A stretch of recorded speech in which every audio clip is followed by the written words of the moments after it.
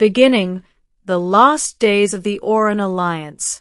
The Oran Alliance had stood for 6,000 years, a coalition of peaceful star nations dedicated to harmony, diplomacy, and exploration. Its capital world, Aurelis, shimmered with golden spires and glass-woven cities. But all of that was on the brink of collapse.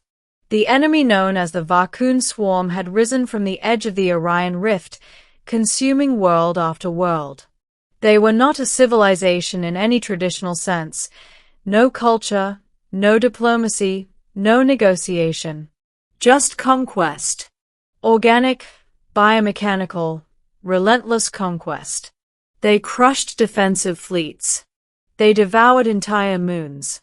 They overwhelmed every border system within days. Now they were less than 3 cycles from Aurelis itself. Throughout the Alliance Council chamber, ambassadors murmured in panic as holograms displayed one brutal truth.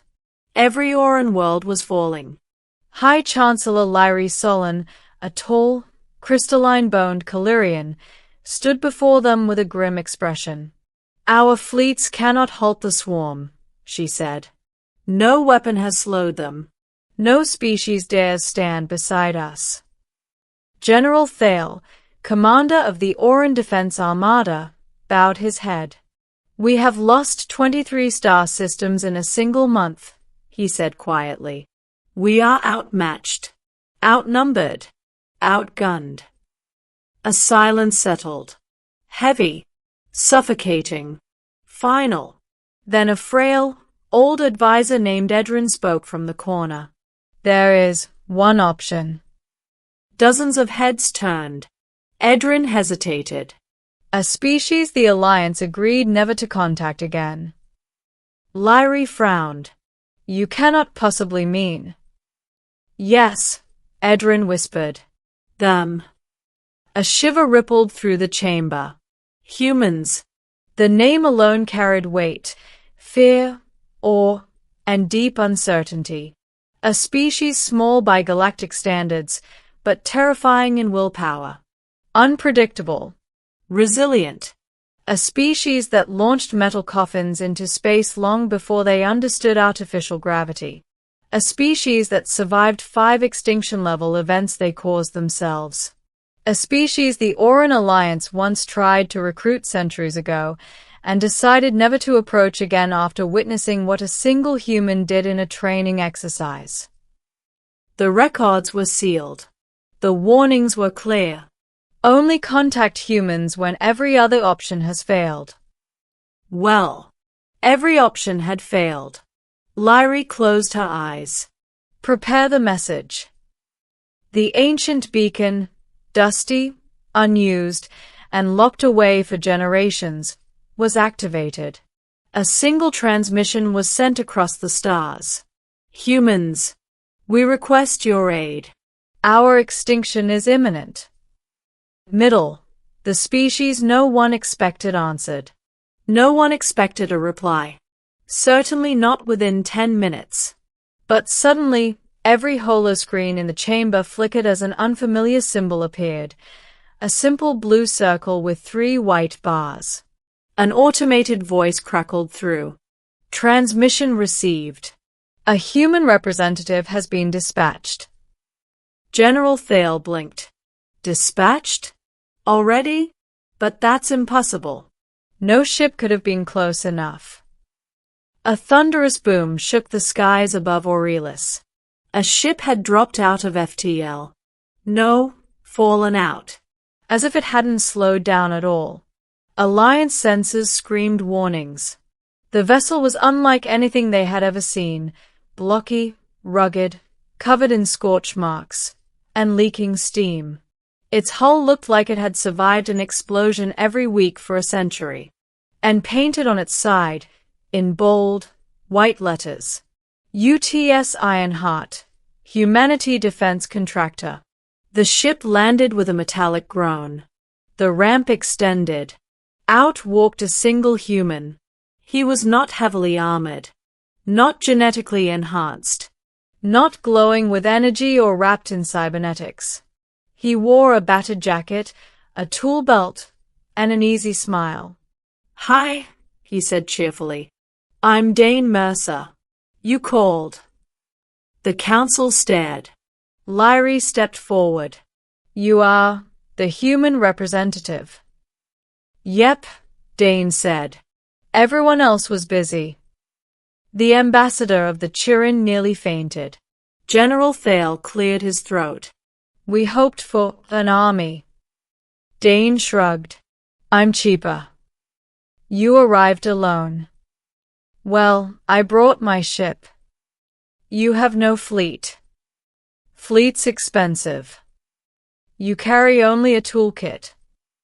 "Tools solve problems." Lyrie swallowed.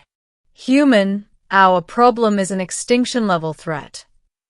Dane brightened. "Neat." "Neat." General Thale sputtered. "Yeah." Dane said. "I don't get to work on those often." The council exchanged horrified looks. But Dane waved them toward a holomap. "All right. Show me the situation." They did. They showed him everything. The fall of worlds, the impenetrable hive ships, the endless streams of swarm soldiers. Dane nodded, sipping from a metal flask. "Okay. I can work with this."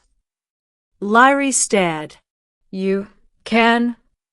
Dane winked. "I'm human." The first battle, humanity's small solution. When Dane stepped onto the battlefield, the Oran soldiers assumed he would die instantly. Thousands of Vakun troopers charged across the scorched plains, towering insectoid horrors with serrated limbs, organic cannons, and hissing toxin glands. The ground shook. Oran troops retreated. Dane Mercer stepped forward alone. He pulled a small metal device from his belt and clicked it open like a lighter. A soft beep echoed. Then, a flash. A thunderclap.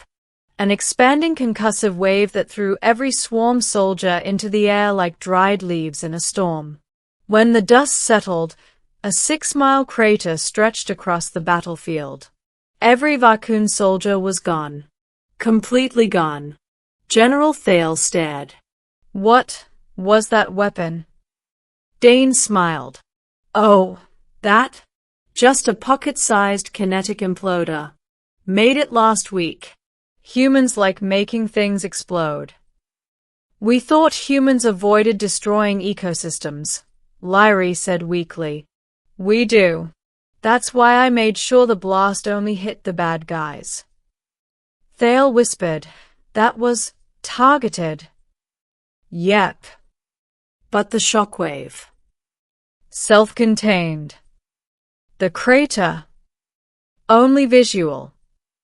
Lyrie shook her head. "Humans are impossible." Dane grinned. "We get that a lot." The turning point. Inside the hive. One battle was not enough. The Vakun hive fleet continued advancing, massive living ships devouring asteroids and draining stars. Dane studied the scans. "Oh, that's cute," he said. "They are using a neural lattice core." "I built something like that in high school." "You built a galactic hive mind core in high school?" Lyrie asked faintly. "A smaller version," Dane admitted. "Only covered my neighborhood." The council prayed he was joking. He wasn't. Dane boarded his ship, alone, and flew toward the heart of the Vakun armada. The hive opened fire with planet-cracking beams. Dane's ship dodged with casual ease. "Autopilot," he explained over comms. "It runs on my nervous system patterns." "Very twitchy." He dove straight into the largest hive ship, a biometal fortress the size of a continent. The vessel swallowed him whole. The Oran Council gasped. Minutes passed. Hours. Then the entire hive fleet flickered. Lights dimmed. Weapons powered down. Organic armor deflated like wet paper. And then the impossible happened. Every swarm soldier stopped moving at once. A message crackled through every comm channel. Hey guys! Turns out the Vacuum Queen was using outdated neural firmware. I patched it. Lyrie blinked. Patched it. Yep. Updated it, cleared malware, removed aggressive subroutines, fixed the reproduction loop. That thing was insane. And installed a security firewall. You reprogrammed the Vacuum swarm. Aha! General Thale whispered. You neutralized the most terrifying species in the galaxy by updating their software. Well, Dane admitted, I also cleaned the biomemory banks, optimized protein processing, and gave the Hive Queen therapy. Therapy. She was stressed. All that conquering really weighs on a girl. Silence. Stunned, exhausted, disbelieving silence. Ending, a galaxy owes humans everything. When Dane returned to Aurelis, the council erupted in cheers, then immediate panic when he tumbled down the ramp. Oh, sorry, he said, standing up. Didn't sleep for 2 days. Fixing a hive mind takes focus. Lyrie stepped forward. Human Dane Mercer, you saved billions. You have ended the greatest threat the Oran Alliance has ever known. Dane shrugged. Happy to help. Please, Lyrie said, bowing deeply, tell us how we can repay humanity. Dane thought for a moment.